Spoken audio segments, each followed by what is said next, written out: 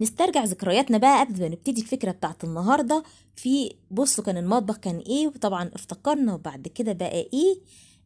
عملناه من غير دهان وكان عجبكم الحمد لله ونال اعجابكم. وكمان عملنا التقفيلة اللي تحت الحوض، وكانت مش مكلفة خالص، كانت سهلة جدا جدا وبسيطة بحوالي 40-50 جنيه. وكمان كان في فيديو لترتيب تحت الحوض ازاي عملنا افكار جميلة ساعدتنا في تنظيمه، وبقى حاجة تانية خالص. جاء موعد بقى ووقت ان احنا نشتغل في الجزء الفاضي ده.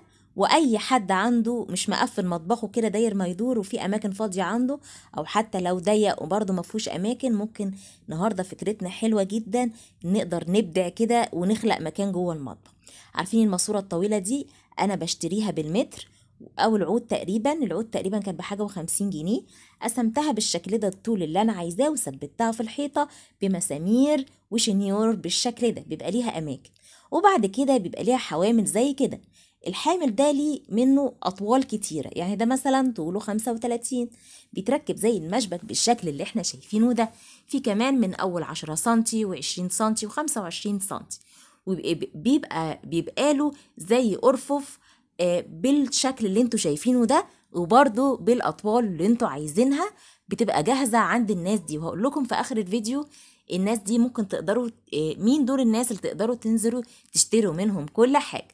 وبعد كده المكان ده غامق، وزي ما اتعودت انا عايزه افتح واحس كده بوسع في الاماكن بتاعتي، خاصه الاماكن اللي هي متداريه.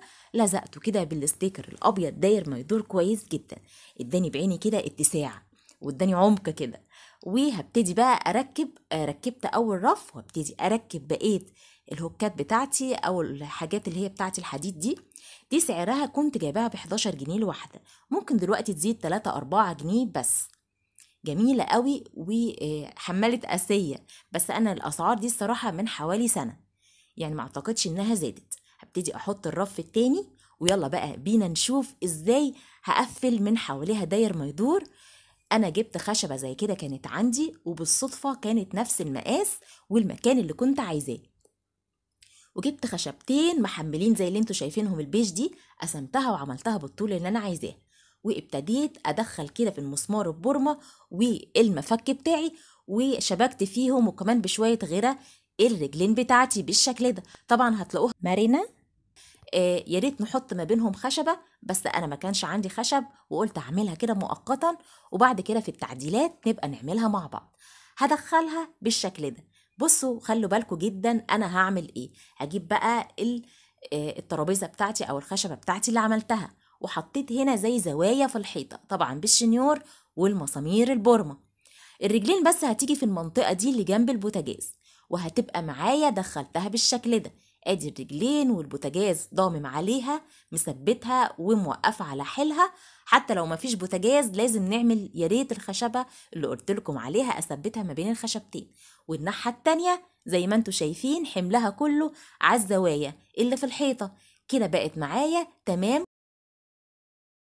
او استغل المكان الفاضي ده.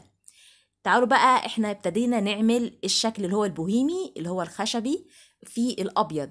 فهحط زي ما احنا شايفين الستيكر الخشبي، ونقيت اللون ده وبعد كده هغيره وبقول لكم ليه. كده بقى معايا بص منور وجميل ازاي. وتعالوا نشوف هنستغل المكان ده في ايه، وهعمل يعني ازاي هستغله. البوكسات الجميلة دي انا كنت عملتها وانزل لكم قريب جدا على القناة طريقتها. جميلة جدا، هي من الخيش والكرتون ومتينة ولمالي كتير قوي قوي قوي. انتظروا الفيديو بتاعها قريب جدا. انا لسه ما فنشتهاش من جوه بس بوريكم انا هستغلها ازاي. هحطها في الاماكن كده هتبقى عاملة زي وحدات ايكيا اللي هي مربعة اللي انتوا عارفينها دي.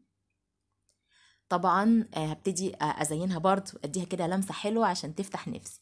حطيت الحاجات الكوستر والحاجات الجميلة دي، والفازة دي هبقى انزلها لكم قريب. وبصوا كده حطيت فيها تقريبا كل العلب البلاستيك اللي انا مش عايزاها، وهعمل منهم تاني عشان املى المكان اللي احنا شايفينه ده. شوفوا المكان اتملى ازاي وبقى جميل بجد، يعني فكرة حلوة جدا. اي حد عنده بواقي خشب او حتى لو حطيتي عملتي ارفف من الكرتون جميلة. ولسه هنملى المكان ده هعمله زي كافي كورنر. كمان في جزء مخصوص ازاي نستغل كل الحيطة الفاضية دي، خاصة للناس اللي ما عندهاش تقفيلة للمطبخ. بصوا بقى حطيت هنا كمان ايه، حطيت طقم الحلل الستانلس كده لون الستانلس ماشي قوي مع بقيه الاجهزه اللي في المطبخ عشان اغلبيتها لونها ستانلس وسيلفر، وكمان يبقى جنب ايدي. اتمنى الفكره تكون عجبتكم النهارده. ومنين تنزلوا تجيبوا الحوامل والعود اللي هو علقت عليه كل الحوامل دي؟ عارفين العتبة والرويعي، ناس هناك كلها اللي بتبيع الحاجات بتاعة تجهيزات المحلات، الحاجات دي عندهم. وفي عود بيتباع من أول 20 جنيه.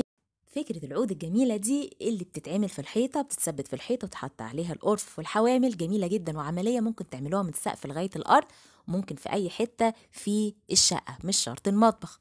وكمان عايزين لايك حلو منكم عشان نبتدي نكمل سلسلة ابتكاراتي في بيتي، ولايك واشتراك ما تنسوش. بشكركم جدا من كل قلبي، سلام.